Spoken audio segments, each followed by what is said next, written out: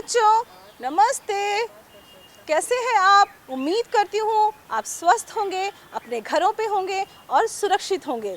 और बच्चों, तो आपको अपने सुरक्षा के दायरों को बरकरार रखने के लिए और कोरोना से सुरक्षा के लिए हमेशा मास्क लगाए रहना है, नियमित रूप से साबुन से हाथ धोते रहना है और भीड़ भाड़ वाली जगह पे नियमित दूरी बनाकर रखना है। बच्चों, आज मुख्यमंत्री विद्यालय सुरक्षा कार्यक्रम के अंतर्गत सुरक्षित शनिवार के इस एपिसोड में भूकंप जैसी आपात स्थिति में आपको क्या करना है इसके बारे में बताया जाएगा। बच्चों, आज ये भी बताया जाएगा भूकंप जैसी प्राकृतिक आपदा से निपटने के लिए आपको कौन सी सावधानियां बरतनी चाहिए। बच्चों, आपके पसंदीदा कार्टून कैरेक्टर दोस्त अप्पू आपको बताएंगे भूकंप के दौरान आपको क्या करना है और क्या नहीं, और किस प्रकार की सावधानियां बरतनी हैं। आज के इस विशेष एपिसोड में doctor Syed Hubei Ali UNICEF Bihar के, जो कि हेल्थ स्पेशलिस्ट हैं, आपको निमोनिया से बचाव के विभिन्न तरीकों को बताएंगे। और बच्चों, आज का ये कार्यक्रम बहुत ही महत्वपूर्ण है क्योंकि इसमें आपको सुरक्षा के कई नए आयामों को बताया जाएगा ताकि किसी भी आपदा के समय आप अपनी सुरक्षा खुद कर सकें। तो बच्चों, आज का ये कार्यक्रम ध्यान से सुने, अंत तक देखें और हमेशा याद रखें। तो बच्चों, चलिए शुरू करते हैं आज का ये कार्यक्रम। मेरे प्यारे बच्चों एवं शिक्षक बंधुओं, कोरोना वैश्विक महामारी से आज पूरा विश्व परेशान है।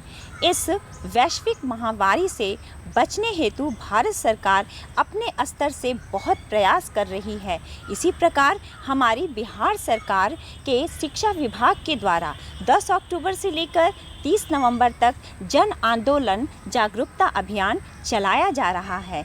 इस कार्यक्रम को सफल बनाने हेतु और कोरोना वायरस से बचने हेतु प्रचार प्रसार सामग्रियों को जन जन तक पहुंचाया जाए।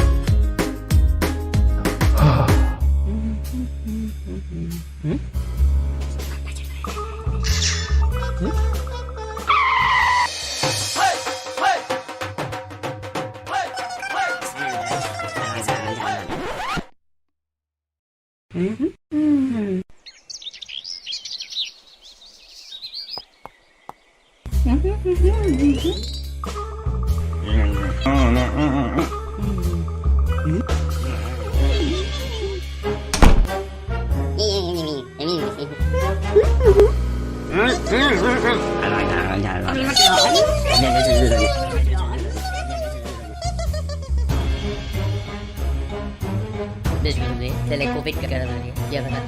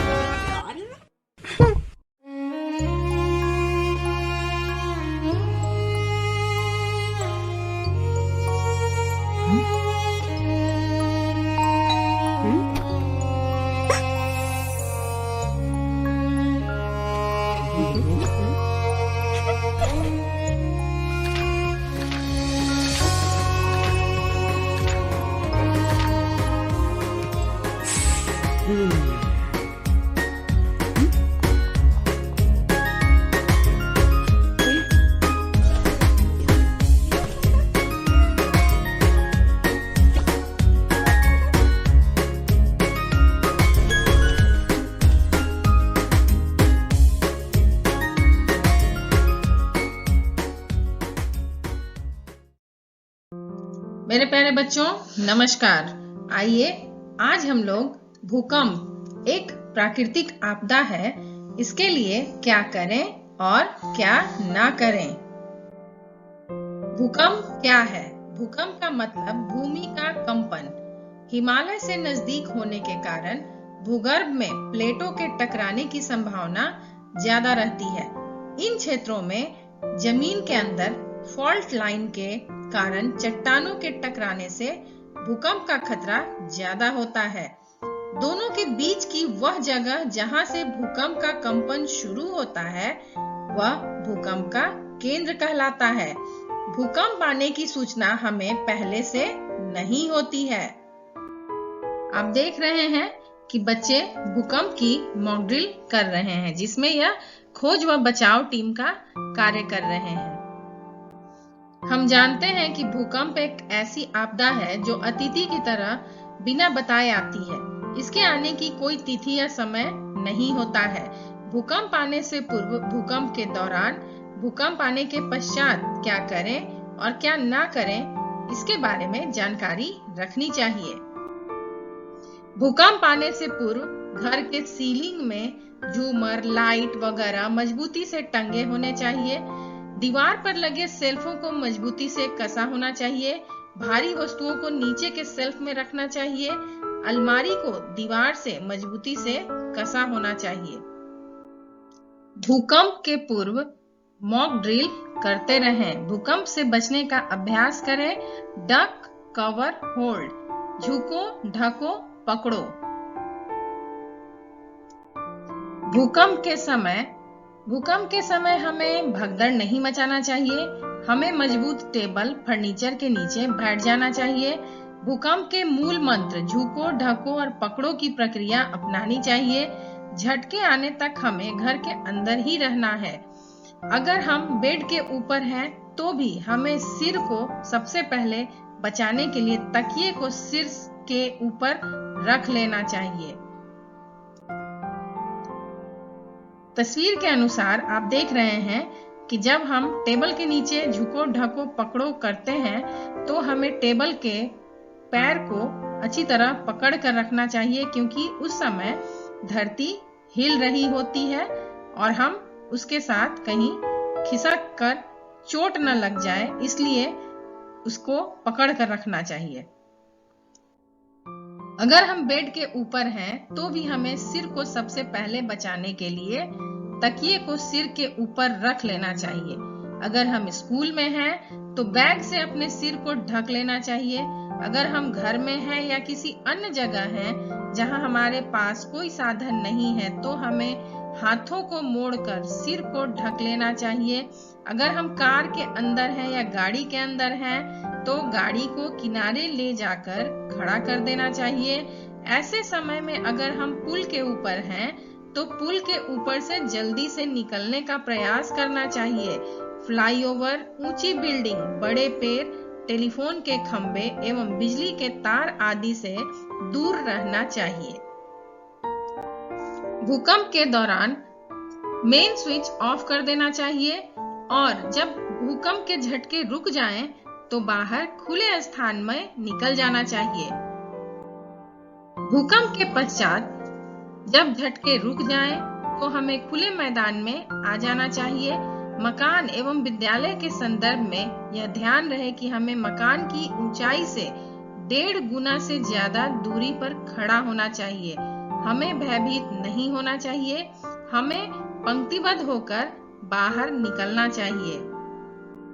बच्चों, हमें अफवाहों से बचना चाहिए। अगर हम स्वस्थ बाहर निकल चुके हैं तो हमें घायलों की मदद करनी चाहिए। अपने घर के सदस्यों की या विद्यालय में बच्चों की गिनती कर लेनी चाहिए कि कोई बच्चा अंदर तो नहीं रह गया है। अगर कोई भी अंदर हो तो उसे निकालने का प्रयास करना चाहिए। विद्यालय में बच्चे सर को बचाते हुए अपने बैग को सर के ऊपर रखकर कतारबद्ध होकर बाहर निकल रहे हैं। मॉक ड्रिल का फ्रेमवर्क। मॉक ड्रिल का महत्व। किसी भी आपदा से बचने के लिए हमें मॉक ड्रिल की आवश्यकता होती है। शिक्षकों एवं बच्चों द्वारा जीवन रक्षक तकनीकों का अभ्यास किया जाता है। विपरीत एवं चुनौतीपूर्ण परिस्थितियों का सामना करने के लिए किसी समूह द्वारा किए गए सामूहिक अभ्यास कार्य को मॉक ड्रिल कहा जाता है। मॉक ड्रिल के माध्यम से विद्यालय आपदा प्रबंधन योजना की वास्तविकता का पता चलता है। भूकंप मॉक ड्रिल का प्रथम चरण है अलार्म बजाना। दूसरा चरण है झुको, ढको और पकड़ो। तीसरा चरण सुरक्षित निकास। चौथा चरण है सभा स्थल पर जमा होना। पांचवें चरण में बचाव की कार्रवाई करते हैं। इसमें अगर कोई अंदर फंस गया है या घायल हो गया है तो उसे सहायता के साथ बाहर निकालेंगे और उसका बचाव करेंगे। छठे चरण में प्राथमिक चिकित्सा की कार्रवाई। अगर कोई घायल है, उसे प्राथमिक चिकित्सा की जरूरत है तो उसका हम प्राथमिक चिकित्सा करते हैं। सातवें चरण में सभी लोगों की गिनती करते हैं कि उपस्थित सभी लोग हैं या नहीं। अगर कोई अनुपस्थित है या गायब है तो ऐसी अवस्था में इसकी सूचना खोज एवं बचाव टीम को दी जाएगी। इस प्रकार मॉक ड्रिल की यह प्रक्रिया पूरी होती है। धन्यवाद।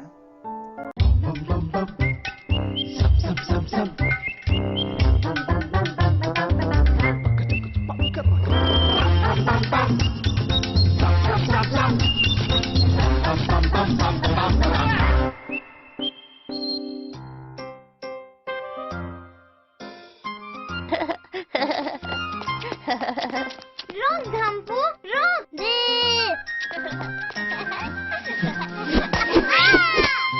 पकड़ लिया। भूकंप, भागो। नहीं। पूरा घर हिल रहा है टीना, भागो। अरे एक तो भूकंप और ऊपर से अप्पू गिर गया, इसे उठाओ।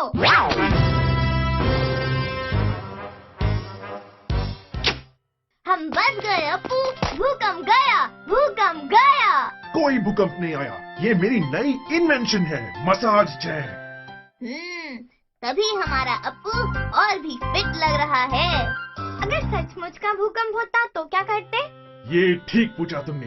याद रखो, अगर तुम घर के अंदर हो तो बिना हल्ला किए किसी मजबूत मेज के नीचे झुक के बैठ जाओ। एक हाथ से अपना सर ढक लो और दूसरे हाथ से उस मेज के पांव को पकड़ लो, ऐसे। झुको, ढको, पकड़ो। अगर तुम बिस्तर पे हो या स्कूल में हो तो अपने सर और चेहरे को तकिए या बैग से भी ढक सकते हो। और अगर हम घर के बाहर या गाड़ी में हो तो? बढ़िया सवाल चीना, चलो। अगर घर के बाहर हो तो बिल्डिंग्स, पेड़, बिजली के खंभों जैसी ऊंची चीजों से दूर रहो। और हाँ, अगर गाड़ी में हो तो गाड़ी को सड़क के किनारे पार्क करके किसी खुली जगह में जाओ। किसी बिल्डिंग की लिफ्ट का इस्तेमाल नहीं करना चाहिए। सीढ़ियों का इस्तेमाल कर सकते हो पर आराम से, बिना हल्ला किए। भूकंप में चीजें गिर सकती हैं, टूट सकती हैं, पर हमें घबराना नहीं चाहिए। भूकंप के बाद खुद को चोट या खरोच के लिए चेक कर लेना भी समझदारी है।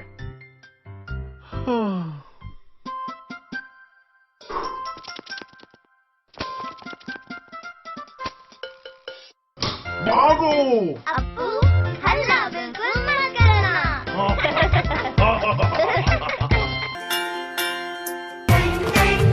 सुनो घंटी बजी, स्कूल की चलो स्कूल तुमको पुकारे।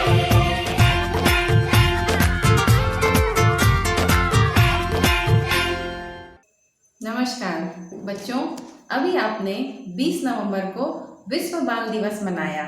इस दिवस को प्रत्येक वर्ष एक विशेष थीम के आधार पर मनाया जाता है। इस वर्ष का थीम था जलवायु परिवर्तन, और जैसा कि आप जानते हैं कि जलवायु परिवर्तन का असर पूरी दुनिया में व्यापक रूप से पड़ रहा है। हमारे राज्य में भी प्रत्येक वर्ष जो जलवायु परिवर्तन के कारण विभिन्न प्रकार की आपदाएं आती है, जिससे काफ़ी जान माल का नुकसान होता है। इसी संदर्भ में बातचीत के लिए आज डॉक्टर सिराज बजी, जो president Gorakhpur environment action group नई दिल्ली से हैं, आज हमारे साथ मौजूद हैं। आज हम इनसे जलवायु परिवर्तन के संदर्भ में ढेर सारी बातें करेंगे। सर, मेरा दूरदर्शन मेरा विद्यालय के सुरक्षित शनिवार के इस एपिसोड में आपका हार्दिक स्वागत, अभिनंदन है। सभी को मेरा नमस्कार। सर, जैसा कि हम सभी जानते हैं कि पूरे विश्व में जलवायु परिवर्तन के कारण काफ़ी सारी समस्याओं का सामना करना पड़ रहा है। हमारे बच्चों को आज बताएं कि जलवायु परिवर्तन क्या है। देखिए, जलवायु परिवर्तन को हम कुछ ऐसे समझ सकते हैं कि हमारे इर्द गिर्द जितनी चीज़ें हैं, पेड़ पौधे हैं, हमारा ये सारी जो हमारी प्रकृति है, उस प्रकृति का एक बहुत महत्वपूर्ण हिस्सा है हमारा मौसम। आज हम देख रहे हैं कि धीरे धीरे ठंड आ रही है, जाड़े आ रहे हैं। इसके बाद हमको सबको पता है कि वसंत ऋतु आएगी, वसंत ऋतु के बाद गर्मियाँ आएंगी, गर्मियों के बाद फिर बारिश आएगी, बारिश के बाद फिर ठंडक आने लगेगी। तो ये पूरा एक क्रम है, इसको कोई चलाता नहीं है। आप कोई बटन नहीं दबाते हैं कि हाँ अब ठंड आने लगेगी, अब गर्मी आने लगेगी। ये तो अपने आप होता है, ये एक क्रम होता है, एक लय होती है। तो ये जो लय है, ये जो क्रम है, वो अपने आप चलता रहता है। पर हाल के दिनों में देखा क्या जा रहा है कि धीरे धीरे ये लय गड़बड़ा रहा है। गर्मी जल्दी आ जाती है, देर तक रहती है, उमस बहुत ज़्यादा बढ़ गई है, जाड़ों में ठंड थोड़ी कम पड़ने लगी है। तो ये जो परिवर्तन आ रहा है, ये एक समस्या की बात है और हम लोग सब महसूस करते हैं इसको कि ये परिवर्तन आ रहा है। आप अपने परिवार में पूछें, बड़े बुजुर्गों से पूछें, तो सब लोग बताएंगे कि हाँ, जैसा पहले मौसम होता था उससे अब में बदलाव हो गया है। दूसरी बात ये भी है कि हमारी धरती धीरे धीरे गर्म हो रही है, तापमान धीरे धीरे पूरी धरती का तापमान बढ़ रहा है।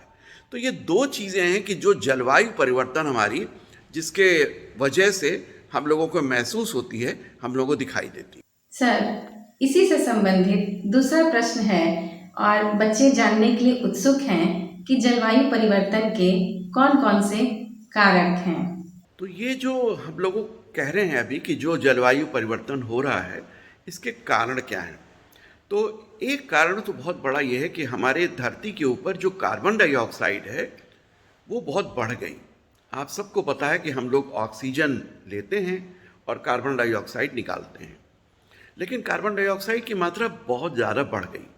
अब कार्बन डाइऑक्साइड को कौन सोखता था, कौन एब्जॉर्ब कर लेता था? ये हम सबको पता है कि पेड़ पौधे जो हैं वो कार्बन डाइऑक्साइड को एब्जॉर्ब कर लेते हैं। तो अब धरती पे अगर पेड़ पौधे कम हो जाएंगे, हरियाली कम हो जाएगी, तो कार्बन डाइऑक्साइड निश्चित बढ़ेगी। और साथ में क्या हो रहा है कि जो हम जीवाश्म ईंधन है, जीवाश्म ईंधन का मतलब क्या हुआ कि जितना धरती के नीचे दबे हुए जो हमारे पेड़ पौधे हैं, पेड़ हैं, उनसे अब क्या बन गया? पेट्रोल बन गया, डीजल बन गया, जलाने की लकड़ी हम लोग जलाते हैं जो वो बन गया। अब इसको जो जलाते हैं हम, उसकी वजह से भी गैसें निकलती हैं। वो गैसें जो हैं वो जा कर के वायुमंडल में मिल जाती है, जो फिर एक कारक होती है जलवायु परिवर्तन का। तीसरा बात ये भी है कि जो हम शहरों में, गाँव में जो हमारी गाड़ियाँ चलती हैं, जो प्रदूषण होता है, जो धुआं निकलता है, जो हमारी फैक्ट्रियाँ चलती हैं, आपने देखा होगा चिमनी से कितना धुआं निकलता है। तो ये सब जितनी गैसें हैं, ये गैसें निकल करके हमारे वायुमंडल में आती हैं और ये वायुमंडल में आने वाली गैसें जो है वो कहीं ना कहीं हमारे तापमान को, धरती के तापमान को बढ़ाती है और उसको हम ग्रीन हाउस गैस कहते हैं, जिसकी वजह से हम लोग का धरती का तापमान जो है वो बढ़ रहा है, जलवायु परिवर्तन हो रहा है। जी हाँ सर, अभी जिन कारणों के बारे में आपने बताया ये बहुत ही महत्वपूर्ण है सभी के लिए यह जानना। हम सभी यह जानना चाहते हैं कि जलवायु परिवर्तन बच्चों को किस प्रकार प्रभावित करता है। अब इसका प्रभाव क्या पड़ेगा और विशेषकर से बच्चों पे? तो कोई भी परिवर्तन होता है तो उसका सबसे ज़्यादा प्रभाव किस पे पड़ता है? जो सबसे कमज़ोर, जो अपने ताकत में, जो अपने शरीर में थोड़ा, तो बच्चे तो अभी विकसित हो रहे हैं, बड़े हो रहे हैं, तो उनके ऊपर ज़्यादा प्रभाव पड़ता है। जो बीमारियां बढ़ गई, चाहे वो त्वचा की बीमारी हो, चाहे सांस लेने की बीमारी हो, चाहे वो सर्दी ज़ुकाम की बीमारी हो। अभी हाल में आप देख रहे हैं कि सब लोग, हम लोग कोविड-19 से जूझ रहे हैं।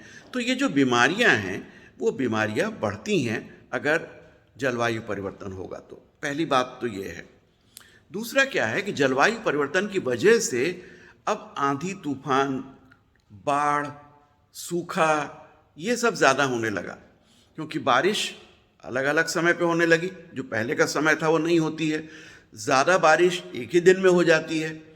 इन सब कारणों से होता क्या है कि बाढ़ ज़्यादा आ रही है, सूखा ज़्यादा पड़ रहा है, तूफान ज़्यादा आ रहे हैं, तो ये दिक्कतें आ रही हैं, वो भी बच्चों को प्रभावित करती हैं बहुत हद तक। अगर बारिश बहुत ज़्यादा हो जाती है तो आप स्कूल नहीं जा पाते हैं, छुट्टी लेनी पड़ती है, छुट्टी हो जाती है, स्कूल डूब जाता है। तो ये सब जितने नुकसान हैं वो बच्चों के ऊपर बहुत ज़्यादा पड़ रहे हैं, और बच्चों को जो भोजन मिलता है, जो न्यूट्रिशन मिलता है, वो भी बहुत हद तक प्रभावित हो जा रहा है, क्योंकि कृषि का उत्पादन ही कम हो जाएगा तो हमको भोजन भी कम मिलेगा, हमको जो पोषण चाहिए वो भी कम मिलेगा। तो ये सारी दिक्कतें हैं जो बच्चों को ख़ास तौर से प्रभावित करती हैं। सर, सबसे महत्वपूर्ण बात कि जलवायु परिवर्तन के प्रभाव को कम करने के लिए क्या क्या उपाय किए जा सकते हैं, इसके बारे में हमारे बच्चों को बताएं। अब बात आती है कि हमको करना क्या चाहिए। ये बहुत ज़रूरी बात है समझने की, क्योंकि ऐसे हम लोग सिर्फ बात करेंगे जलवायु परिवर्तन की तो कोई बात बनेगी नहीं। हर एक व्यक्ति को, चाहे वो बच्चा हो, बूढ़ा हो, जवान हो, पढ़ा लिखा है, नहीं पढ़ा लिखा है, सबको जलवायु परिवर्तन को रोकने के लिए, बनाए रखने के लिए कुछ काम करने पड़ेंगे। उसमें से आप क्या काम कर सकते हैं? सबसे पहली बात तो कि हरियाली को बढ़ा सकते हैं। आपके स्कूल में, आपके घरों पे, आपके खेतों में, आपके मोहल्लों में थोड़ी हरियाली बढ़ाना पड़ेगा। पेड़ लगाने होंगे, पौधे लगाने होंगे, घरों में पेड़ लगाने होंगे, पौधे लगाने होंगे। तो एक तो हरियाली बढ़ानी होगी। दूसरा कि जो हम उपयोग करते हैं उस उपयोग में प्लास्टिक को निकालना होगा अपने जीवन से। प्लास्टिक नहीं इस्तेमाल करना है, बिल्कुल ये प्रण ले लेना है कि अब प्लास्टिक हम इस्तेमाल नहीं करेंगे। जो हम ईंधन जलाते हैं वो ईंधन अब जीवाश्म ईंधन कम से कम जलाएं, मोटर गाड़ियों का इस्तेमाल कम करें। अपने मोहल्ले में अपने साथ के बच्चों को, अपने मोहल्ले के लोगों को, अपने गांव के लोगों को ये बताएं कि हमारे खेतों में जो अवशेष हैं उसको न जलाएं, उसको खाद के रूप में बना दें। तो जितना कम ये सब चीज़ें जलेंगी उतना ही कम प्रदूषण होगा, और जितना कम प्रदूषण होगा उतना ही कम जो है वो जलवायु परिवर्तन के ऊपर असर आएगा। तो सबसे ज़रूरी बात है हरियाली बढ़ाना, प्रदूषण घटाना, प्लास्टिक को अपने जीवन से हटाना। ये सारे काम अगर हम लोग करेंगे तो कहीं ना कहीं छोटा मोटा योगदान हम लोग भी इस धरती के ऊपर एक अच्छा योगदान दे सकेंगे। तो ये उम्मीद आप सबसे है कि आप ज़रूर इस जलवायु परिवर्तन की बात को समझते हुए इन चीज़ों को लेंगे। सर, आपने अपना बहुमूल्य समय हम सभी को दिया और हमारे बच्चों को काफ़ी रोचक एवं महत्वपूर्ण जानकारियों से अवगत कराए। मुझे उम्मीद है कि बच्चे एवं जो भी दर्शक हमारे देख रहे हैं इस प्रोग्राम को, आपके द्वारा दी गई जानकारियों से बहुत लाभान्वित होंगे। सर, आपका बहुत बहुत धन्यवाद। साथ ही बच्चों, आपको भी बहुत बहुत धन्यवाद। नमस्कार।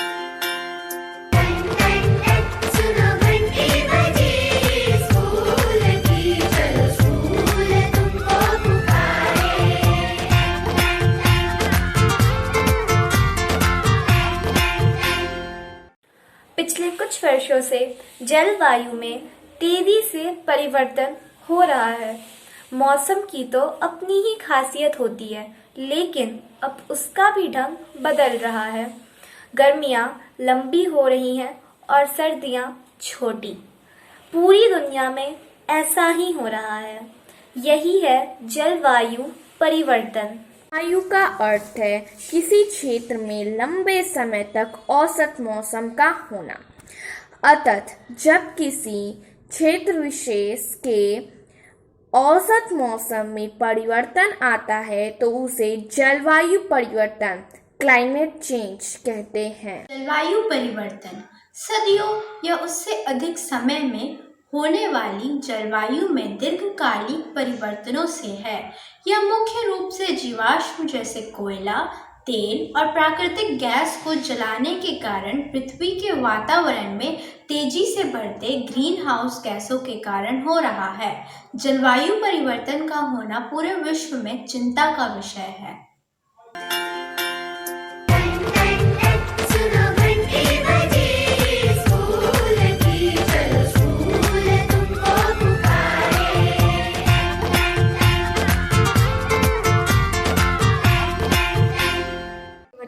मुख्य कारण है ग्रीन हाउस गैसों में बढ़ोतरी। ग्रीन हाउस गैस जैसे मीथेन, कार्बन डाइऑक्साइड, क्लोरोफ्लोरोकार्बन इत्यादि गैस हमारी पृथ्वी के लिए बहुत ज़रूरी है, परंतु जब इसकी औसत मात्रा में वृद्धि होती है तो यह जलवायु परिवर्तन का मुख्य कारण बनती है। जलवायु परिवर्तन का दूसरा कारण यह भी हो सकता है कि शहरीकरण एवं औद्योगिकीकरण की वजह से लोगों के जीवन जीने की शैली में बहुत ही विभिन्नता आई है। जैसे सड़कों पर डीजल एवं पेट्रोल से चलने वाले वाहनों का बहुत ही ज़्यादा उपयोग होने लगा है एवं उसकी वजह से पृथ्वी पर कार्बन डाइऑक्साइड की मात्रा एवं उन डीजल और पेट्रोल से निकलने वाले धुआं जलवायु परिवर्तन का कारण बन रही है। एवं भूमि का विभिन्न प्रकार से जो उपयोग किया जाए, निजी या वाणिज्यिक उपयोग के लिए वनों की कटाई हो रही है, जो कि जलवायु परिवर्तन का मुख्य कारण है, क्योंकि पेड़ न हमें सिर्फ छाया देते हैं एवं फल देते हैं, बल्कि पृथ्वी पे बढ़ते हुए कार्बन डाइऑक्साइड की मात्रा को भी रोकती है। इसलिए जलवायु परिवर्तन का मुख्य कारण वनों की कटाई भी हो रहा है। जलवायु परिवर्तन के कारण पॉल्यूशन बढ़ रहा है, जिससे सांस की बीमारी हो रही है और पेड़ कटने से लोगों को बाढ़ और सूखे का सामना करना पड़ रहा है। वायु प्रदूषण के कारण सांस की बीमारी जैसे दमा और स्मोक फील हो रहे हैं। ध्वनि प्रदूषण के कारण सुनने की क्षमता कम हो रही है तथा बाढ़ एवं सूखे का समस्या बढ़ रही है। जलवायु परिवर्तन के दो मुख्य कारण हैं। पहला प्राकृतिक, दूसरा मानवीय गतिविधियाँ। प्राकृतिक जैसे कि ज्वालामुखी विस्फोट, समुद्री धाराएं आदि, जिससे प्रकृति हानि होती है। दूसरा मानवीय गतिविधियाँ जैसे कि जंगलों की कटाई, जनसंख्या वृद्धि आदि।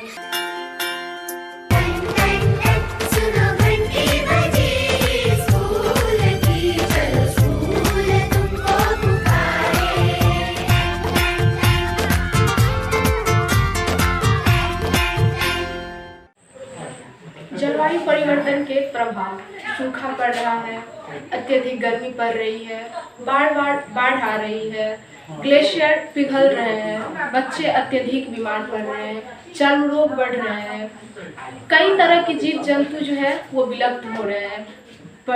जलवायु परिवर्तन के यही मुख्य प्रभाव है। मैं प्रीति कुमारी सिवाय पटेल हाई स्कूल नवावर की छात्रा हूँ। जलवायु में परिवर्तन के कारण नया आपदाएं में सृजन हो रहा है। आपदा में बदलाव के कारण तैयारी असफल होती जा रही है। जलवायु में परिवर्तन के कारण बार आपदाओं का सामना करने से हम बच्चे के कोमल मन पर गहरा प्रभाव पड़ता है, जिससे बुनियादी संरचना नष्ट हो जाती है और शैक्षणिक गतिविधियों में बाधा बन जाती है।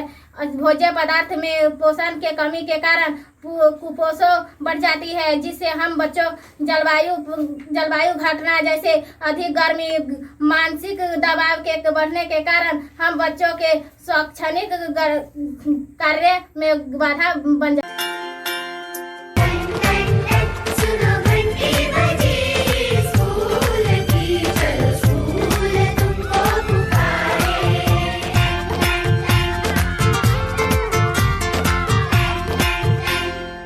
जलवायु परिवर्तन से होने वाले हानि को कम करने के लिए पेट्रोल की जगह बिजली के वाहनों का उपयोग करेंगे, कागज और जल की बर्बादी नहीं करेंगे, पेड़ लगाएंगे एवं लकड़ी, गोईठे, कोयले की जगह गैस का उपयोग करेंगे। जलवायु परिवर्तन के प्रभाव को कम करने के लिए हमें पेड़ की अधिक से अधिक पेड़ लगानी चाहिए, उसकी कटाई बिल्कुल नहीं करनी चाहिए, उससे हमारा वातावरण अशुद्ध हो जाता है। और पानी का बिल्कुल दुरुपयोग नहीं करना चाहिए। और हमें डीजल और पेट्रोल से चलने वाली गाड़ियों पे बैन लगना चाहिए और बैटरी पे चलने वाली गाड़ियों का उपयोग होना चाहिए और ईंधनों का उपयोग नहीं होना चाहिए। पानी का दुरुपयोग नहीं होना चाहिए। प्लास्टिक और पन्नी का हमें बिल्कुल उपयोग नहीं करना चाहिए। और जंगलों को काट के मकान और वहाँ पे खेती नहीं करनी चाहिए। डर से नहीं, तैयारी से आगे कदम बढ़ाना है। रुकी जिंदगी में चहल पहल वापस फिर से लाना है। धोकर हाथ, पहन कर मास्क, सुरक्षित जीवन चलाना है। सुरक्षित जीवन चलाना है। डर कर नहीं, तैयारी से आगे कदम बढ़ाना है। डर कर नहीं, तैयारी से आगे कदम बढ़ाना है। रखेंगे 2 गज की दूरी, सबको पौष्टिक आहार खिलाएंगे, बच्चों और बूढ़ों का करेंगे ख्याल। रोगी नहीं, रोग से लड़ कोरोना को हराएंगे। स्वास्थ्य केंद्र फिर से खुल गए, जिनका लाभ उठाना है। रुकी जिंदगी में चहल पहल, वापस फिर से लाना है। धोकर हाथ, पहन कर मास्क, सुरक्षित जीवन चलाना है। सुरक्षित जीवन चलाना है। डर कर नहीं तैयारी से आगे कदम बढ़ाना है। डर कर नहीं तैयारी से आगे कदम बढ़ाना है। टीकाकरण की शुरुआत हो गई है, पर पहले की तरह हमें मास्क लगाना और 2 गज की दूरी बनाए रखना अभी भी जरूरी है। स्वास्थ्य विभाग और सूचना एवं जनसंपर्क विभाग बिहार सरकार द्वारा जनहित में जारी। जीतेगा बिहार। नमस्कार, आप सभी का पुनः स्वागत, अभिनंदन है। हम सभी जानते हैं कि बच्चे हमारे देश के भविष्य हैं। बच्चों की स्वास्थ्य एवं सुरक्षा उनका अधिकार भी है। बच्चों को स्वस्थ और सुरक्षित रखने के लिए हमारी विशेष देखभाल एवं उनके विशेष खान पान का ध्यान रखना भी बेहद महत्वपूर्ण है। कभी कभी थोड़ी सी लापरवाही के कारण बच्चे कई प्रकार की बीमारियों से ग्रसित हो जाते हैं, जिसमें नवजात शिशुओं में एक बीमारी जो कि निमोनिया जैसी बीमारी से बच्चे ग्रसित हो जाते हैं और उनकी मृत्यु भी हो जाती है। इस बीमारी से बचाव के लिए क्या क्या उपाय करने चाहिए, इसकी जानकारी के लिए हमारे साथ यूनिसेफ के स्वास्थ्य विशेषज्ञ डॉक्टर हुबे अली मौजूद हैं, जो हमें इस विषय पर महत्वपूर्ण जानकारियां प्रदान करेंगे। और विश्व निमोनिया दिवस के अवसर पर हम इनसे ढेर सारी जानकारियां प्राप्त करेंगे। नवजात शिशुओं में होने वाली मृत्यु दर को कैसे कम किया जाए और इसके क्या क्या उपाय हैं जिससे इस बीमारी से बच्चों को बचा कर रखा जाए, इसके बारे में हम ढेर सारी जानकारी प्राप्त करेंगे। सर, मेरा दूरदर्शन मेरा विद्यालय के सुरक्षित शनिवार मुख्यमंत्री विद्यालय सुरक्षा कार्यक्रम के अंतर्गत सुरक्षित शनिवार के इस एपिसोड में आपका बहुत बहुत स्वागत और हार्दिक अभिनंदन है। नमस्ते सर, नवजात शिशुओं के देखभाल और उनके मृत्यु दर में कमी लाना हम सभी का परम कर्तव्य है। इसके अंतर्गत हम सभी आपसे यह जानना चाहेंगे कि बिहार में नवजात शिशुओं की मृत्यु दर एवं बाल मृत्यु दर की स्थिति क्या है और इसके क्या कारण हैं, इसके बारे में हम सभी को बताएं। प्रतिवर्ष बिहार में लगभग 1 लाख 5 साल से छोटे बच्चे और 68,000 नवजात शिशु की मृत्यु हो जाती है। यही आंकड़ों को अगर हम 1 घंटे के भीतर देखें तो हर 1 घंटे में 12 बाल मृत्यु, 10 शिशु मृत्यु और 8 नवजात बच्चों की मृत्यु हो जाती है। अगर बाल मृत्यु दर की बात करें तो बिहार में बाल मृत्यु दर में काफ़ी गिरावट आई है। 2012 में बिहार की बाल मृत्यु दर SRS के आंकड़ों के हिसाब से 57 प्रति 1000 जीवित बच्चा थी। यही अब घटकर 37 प्रति 1000 जीवित बच्चा हो गई है। वहीं पर नवजात शिशु मृत्यु दर बिहार में स्थिर थी। 2012 से लेकर 2017 तक ये 28 प्रति 1000 बच्चा पर स्थिर थी, पर 2018 के SRS आंकड़ों के अनुसार 10.7% की गिरावट इसमें हुई है। नवजात मृत्यु दर बिहार में भी SRS आंकड़ों के अनुसार 25 प्रति 1000 जीवित बच्चा है। ये जो आपने पूछा है कि इसके नवजात मृत्यु के कारण क्या है, तो नवजात मृत्यु का सबसे बड़ा कारण है प्री मैच्योरिटी, यानी गर्भावस्था के 9 महीने पूरे होने के पहले ही बच्चे का पैदा हो जाना। ये मुख्य कारण है नवजात शिशु मृत्यु दर का। दूसरा बड़ा कारण होता है डिलीवरी के समय में कोई कॉम्प्लिकेशंस हो जाते हैं, जैसे कि बच्चा पैदा होने के बाद उसको रोना ज़रूरी है। जब बच्चा रोता है इसका मतलब ये है कि उसके फेफड़े काम कर रहे हैं, बच्चा सांस ले रहा है। जब बच्चा नहीं रोता है इसको मेडिकल टर्म में अस्फिक्सिया कहते हैं। ये दूसरा बड़ा कारण है नवजात मृत्यु दर का। और तीसरा बड़ा कारण होता है इन्फेक्शन, जिसको न्यूनेटल सेप्सिस कहा जाता है। तो 3 बड़े बड़े कारण नवजात मृत्यु दर के यही है कि बच्चा जल्दी पैदा हो जाना, बच्चे को सांस लेना नहीं आना जीवन मिलने के बाद में, और न्यूनेटल इन्फेक्शन।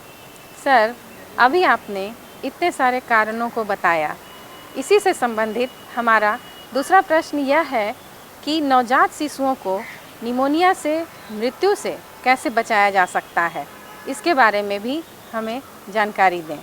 बिहार में जितनी भी बाल मृत्यु होती है उसकी 68% पहले महीने में, नवजात जिसको हम बोलते हैं, उसी में हो जाती है। और जितनी मृत्यु जो है 1 महीने में होती है उसकी 80% जिस दिन बच्चे का जन्म होता है उससे लेके 7 दिन तक इसी में हो जाती है। तो हम लोगों को, यदि हम लोग बर्थ पर फोकस करें, द डे ऑफ बर्थ पर, और पहले 7 दिन पर, तो लैंसेट की स्टडी कहती है कि 4 गुना फ़ायदा हम लोगों को होगा। एक तो हम लोग नवजात शिशु की मृत्यु दर कम करने में ये हमको भागीदारी करेगा, माँ की मृत्यु कम करने में करेगा, मरा हुआ बच्चा जिसको स्टिल बर्थ बोलते हैं वो नहीं पैदा होगा, और बच्चे का न्यूरो डेवलपमेंटल आउटकम होने में भी ये बहुत ज़्यादा मदद करता है। तो देखते हैं कि हम लोग मेन कारण क्या है जो नवजात मृत्यु दर के है। जैसे मैंने बताया कि सबसे बड़ा कारण है प्री मैच्योरिटी, बच्चा गर्भावस्था के 9 महीने पूरे होने के पहले ही पैदा हो जाता है। इसको रोकने के लिए बहुत इम्पॉर्टेंट है कि गर्भवती महिला का जो पोषण है, जो आहार माँ लेती है, वो अच्छा लेना चाहिए। गर्भावस्था में जो ANC सर्विसेज है, 4 ANC सर्विस कराना सुनिश्चित करना ज़रूरी है। इस ANC के दौरान में कैल्शियम की गोली, आयरन फोलिक एसिड की गोली और TT का इंजेक्शन लेना बहुत ज़्यादा ज़रूरी है। उसी तरह से बिहार में प्रधानमंत्री सुरक्षित मातृत्व अभियान हर महीने की 9 तारीख को होता है। इसमें ज़रूरी है कि गर्भवती महिला 2 या 3 तिमाही पर डॉक्टर से अपना चेकअप कराए। इससे ये होगा कि अगर कोई हाई रिस्क महिला है, जैसे कि उनको गर्भावस्था के साथ साथ में डायबिटीज़ है या उनको हाइपरटेंशन है या अन्य कोई बीमारी है, तो इसको हम लोग गवर्नमेंट अपने सिस्टम में लेके उस गर्भवती महिला को ट्रैक करती है और उनका सुरक्षित प्रसव होने तक उनको ट्रैकिंग की जाती है। इससे फ़ायदा ये होगा कि बच्चा जो है जल्दी से पैदा नहीं होगा, 9 महीने पूरे होने के बाद ही उसका सुरक्षित प्रसव होगा, और ये बहुत बड़ा कारण है नवजात मृत्यु को बचाने के लिए। दूसरा जो कारण उसका है वो डिलीवरी के टाइम पे बच्चे को पैदा होने के बाद सांस न लेना, जिसको अस्फिक्सिया कहते हैं। तो इंडियन न्यूबॉर्न एक्शन प्लान कहता है कि यदि हम सुरक्षित प्रसव, संस्थागत प्रसव करवाते हैं और इमीडिएट केयर बच्चे की लेते हैं पैदा होने के बाद में, उसको एसेंशियल न्यूबॉर्न केयर, जैसे कि बच्चे को पैदा होने के बाद में इमीडिएटली माँ की छाती से लगा दें।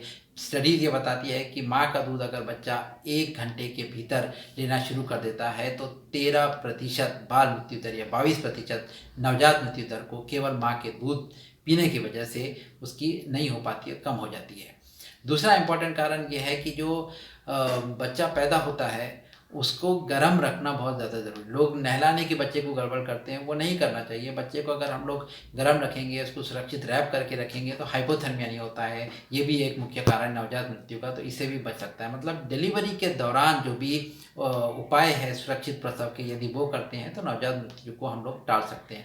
और तीसरा इसका अहम कारण है, बच्चे ये देखा जाता है कि संस्थागत प्रसव से छूटने के बाद घर में जाके कुछ बच्चों की मृत्यु हो जाती है। तो बिहार में जो पोस्ट नेटल केयर सर्विसेज है, होम बेस्ड न्यूबॉर्न केयर, जिसमें आशा माँ के घर घर जाकर उनको बताती है कि बच्चे को किस तरह से रखना है, किस तरह से रैपिंग करना है, किस तरह से दूध पिलाना है, किस तरह से बच्चे की नाभि को कुछ लगाना नहीं है, लोग तेल लगा देते हैं, कुछ नहीं लगाना है, बच्चे को गर्म किस तरह से रखना है, दूध पीने के बाद बच्चे को किस तरह से बर्पिंग करते हैं, उसके पेट की हवा निकाली जाती है, ये चीज़ें बताते हैं। तो बच्चे का जो है वज़न भी ठीक से बढ़ता है और नवजात मृत्यु दर में काफ़ी इससे कमी भी आ जाती है। सर, आपने इतने सारे कारणों को बताया और इसके मृत्यु दर को कम करने के उपायों को भी बताया। सर, हम सभी यह जानना चाहेंगे कि बिहार सरकार तथा यूनिसेफ नवजात शिशुओं के मृत्यु दर को कम करने के लिए क्या क्या उपाय कर रही है, इसके बारे में हमें जानकारी प्रदान करें सर। यूनिसेफ राज्य स्वास्थ्य समिति और जिला स्वास्थ्य समिति के साथ मिलकर बहुत से उपाय कर रहा है जिससे कि मातृ मृत्यु दर और नवजात मृत्यु दर को कम किया जाए। इसमें सबसे पहले जो हमारे यहाँ पे आउटरीच सेशंस लगाए जाते हैं, महीने में 1,10,000 आउटरीच सेशंस लगते हैं। इसमें नियमित टीकाकरण के साथ साथ गर्भवती महिला की प्रसव पूर्व जाँच की जाती है, जिसके अंदर महिला की ब्लड प्रेशर उनका चेक किया जाता है, उनको कैल्शियम की गोली आयरन फोलिक एसिड की गोली दी जाती है, टीटी के इंजेक्शन इसमें लगाए जाते हैं और फिर इनको ट्रैक किया जाता है अपने प्रसव तक। साथ ही जैसे मैंने बताया, हर महीने के 9 तारीख को प्रधानमंत्री सुरक्षित मातृत्व अभियान किया जाता है, जिसमें गर्भवती महिला का डॉक्टर के द्वारा जांच किया जाता है। इसमें से हम लोग हाई रिस्क मदर्स को ट्रैक करते हैं, साथ ही उनका HIV का जांच भी करवाते हैं। जो भी हाई रिस्क मदर्स होते हैं उनको हम लोग बिहार सरकार के साथ मिलकर हमारे SMNet कोऑर्डिनेटर्स के द्वारा उनको ट्रैक करते हैं ताकि उनका संस्थागत प्रसव हो, सुरक्षित प्रसव हो। साथ ही आपको पता होगा, बिहार ने 2008 में सबसे पहला न्यूबॉर्न गहन चिकित्सा इकाई SNCU वैशाली में बना था। उसके बाद से लगातार सारे जिला अस्पताल में, और अभी की बात करें तो total 43 special newborn care units, newborn गहन चिकित्सा इकाई बिहार में बने हुए हैं। साथ ही एसेंशियल न्यूबॉर्न केयर सर्विसेज के लिए बिहार सरकार ने सब डिविजनल अस्पताल और डिलीवरी पॉइंट्स पर न्यूबॉर्न केयर कॉर्नर बनाए हैं, ताकि बच्चा यदि जन्म देने के बाद जल्दी से रोता नहीं है, उसको यदि एस्फिक्सिया होता है तो तुरंत वहाँ पर उसका रेसिसिटेशन किया जाए, उसका इलाज किया जाए। क्योंकि पैदा होने के बाद 1 मिनट जो होता है, इसको गोल्डन 1 मिनट कहते हैं, उसी समय में इस बच्चे का उपचार किया जाए और बच्चे की जो मृत्यु हो जाती है तुरंत उसको बचाया जाए। उसी साथ में ही जो पोस्ट नेटल केयर सर्विसेज, बच्चा को यदि संस्था से डिस्चार्ज करते हैं तो यदि बच्चे का संस्थागत प्रसव हुआ है तो आशा बहन जी द्वारा 6 उनके घर पे विजिट किए जाते हैं इस न्यूबॉर्न अवस्था के दौरान, और यदि बच्चा घर में पैदा करता है तो 7 विजिट किए जाते हैं। और इस पोस्ट नेटल केयर विजिट में बच्चे का रखरखाव कैसे करना है, उसको दूध कैसे पिलाना है, उसका नाभि किस तरह से साफ रखना है और बच्चे को किस तरह से रैप करना है, इसको बताया जाता है। यूनिसेफ राज्य स्वास्थ्य समिति के साथ मिलकर सपोर्टिव सुपरविजन का काम कर रहा है, ताकि ये सारे जो मैंने अभी उपाय बताए इसके अंदर क्वालिटी इंश्योर की जाए। तो बिहार सरकार, यूनिसेफ मिलके काफ़ी कुछ कर रहे हैं इस नवजात शिशु मृत्यु दर को कम करने के लिए, और ये हो भी रहा है। जैसे आंकड़े देख रहे हैं हम लोग, तो काफ़ी गिरावट बाल मृत्यु दर, शिशु मृत्यु दर और नवजात मृत्यु दर की बिहार में हो रही है। सर, आज के एपिसोड में नवजात शिशुओं के मृत्यु दर को कम करने के लिए और उसे निमोनिया से बचाव के लिए जो आपने महत्वपूर्ण जानकारियां हम सभी से साझा की, मुझे उम्मीद है कि जो भी दर्शक, अभिभावक, बच्चे इस एपिसोड को देख रहे हैं वो इस जानकारियों को अपने जीवन में अमल में लाएंगे और नवजात शिशुओं के मृत्यु दर में कमी लाने में मदद करेंगे। सर, आपका बहुत बहुत धन्यवाद। आपने अपना कीमती समय हमें दिया तथा इतनी महत्वपूर्ण जानकारियां हमसे साझा की, इसके लिए आपका बहुत बहुत धन्यवाद। नमस्कार। धन्यवाद। प्यारे बच्चों, नमस्ते। आज आपने झुको, ढको और पकड़ो, इन 3 चीज़ के बारे में जाना, अर्थात भूकंप के समय हमें बचाव के तरीके के तौर पर इन तीनों का अभ्यास करना है। ये तो क्लियर है। तो बच्चों, अब आपको करना क्या है? आज आपने जो सीखा उसके आधार पर हम आपसे कुछ सवाल पूछेंगे और एक गृह कार्य देंगे। सवाल को आपको ध्यान से सुनना है, उसके विकल्पों का सही चयन करना है और फिर उसको कॉपी पर लिखना है। तो बच्चों, क्या आप लोग तैयार हैं क्विज और गृह कार्य के लिए? तो चलिए क्विज प्रारंभ करते हैं। आज के सत्र का सवाल आपके सामने है। पहला सवाल, जलवायु परिवर्तन के कारण कौन सी आपदा आती है? इसके विकल्प हैं, पहला बाढ़, दूसरा सुखाड़, तीसरा शीतलहर, चौथा वज्रपात और पांचवा उपरोक्त सभी। बच्चों, इसका सही जवाब है उपरोक्त सभी, अर्थात जलवायु परिवर्तन के कारण बाढ़, सुखाड़, शीतलहर, वज्रपात ये सभी प्रकार की आपदाएं सामने आती हैं। दूसरा सवाल, जलवायु परिवर्तन के मानवीय कारक निम्न में से कौन है? इसके विकल्प हैं, पहला औद्योगिकरण, दूसरा वृक्षों की कटाई, तीसरा जनसंख्या में वृद्धि, चौथा ऊर्जा की अत्यधिक खपत और पांचवा उपरोक्त सभी। बच्चों, मानवीय कारक का मतलब है मानव के विभिन्न प्रकार की क्रियाओं के कारण होने वाले आपदाएं या जलवायु परिवर्तन के कारण। तो ये सभी जो दिए गए हैं इसको आप ध्यान से देखें और इसका सही उत्तर है उपरोक्त सभी, अर्थात औद्योगिकरण के कारण, वृक्षों की कटाई के कारण, जनसंख्या में वृद्धि के कारण, ऊर्जा की अत्यधिक खपत के कारण जलवायु परिवर्तन होता है। तीसरा सवाल, अपने गांव के तालाब पोखरा के पानी को स्वच्छ रखने के लिए कौन सी गतिविधि नहीं करनी चाहिए? बच्चों यहाँ ध्यान देना है, कौन सी गतिविधि नहीं करना है। इसके विकल्प हैं, पहला तालाब में कपड़े धोना, दूसरा जानवरों का नहाना, तीसरा मोटर वाहनों को धोना, चौथा तालाब के किनारे शौच करना और पांचवा उपरोक्त सभी। तो बच्चों आपने ध्यान दिया ना, कौन सी गतिविधि नहीं करनी है? इसका सही जवाब उपरोक्त सभी, अर्थात ऊपर दिए गए सभी कार्य अपने तालाब या पोखरा को स्वच्छ रखने के लिए नहीं करना है। चौथा सवाल, जलवायु परिवर्तन के कारण कृषि योग्य जमीन पर क्या हानिकारक प्रभाव पड़ रहा है? इसके विकल्प हैं, पहला कृषि योग्य भूमि में कमी, दूसरा भोज्य पदार्थों के उपज में कमी, तीसरा मिट्टी की उर्वरक क्षमता में कमी, चौथा मिट्टी की गुणवत्ता में कमी और पांचवा उपरोक्त सभी। बच्चों इसका सही जवाब है उपरोक्त सभी, अर्थात जलवायु परिवर्तन के कारण कृषि योग्य जमीन पर हानिकारक प्रभाव पड़ रहा है, जिस कारण उस कृषि योग्य भूमि में कृषि योग्य भूमि कम हो रहे हैं, भोज्य पदार्थों की उपज में कमी आ रही है, मिट्टी की उर्वरक क्षमता में कमी आ रही है, मिट्टी की गुणवत्ता में भी कमी आ रही है। पांचवा सवाल, वायु प्रदूषण को कम करने के प्रभावी उपाय निम्न में से कौन है? इसके विकल्प हैं, पहला खाना पकाने के लिए धुआं रहित चूल्हे का प्रयोग करना चाहिए, दूसरा परंपरागत ऊर्जा के स्थान पर सौर ऊर्जा का प्रयोग करना चाहिए, तीसरा सार्वजनिक परिवहन व्यवस्था का उपयोग करना चाहिए और चौथा उपरोक्त सभी। बच्चों इसका सही जवाब है उपरोक्त सभी, अर्थात वायु प्रदूषण को कम करने के लिए धुआं रहित चूल्हा का प्रयोग करना चाहिए और कोयले इससे चलने वाले के बजाय सौर ऊर्जा का उपयोग करें।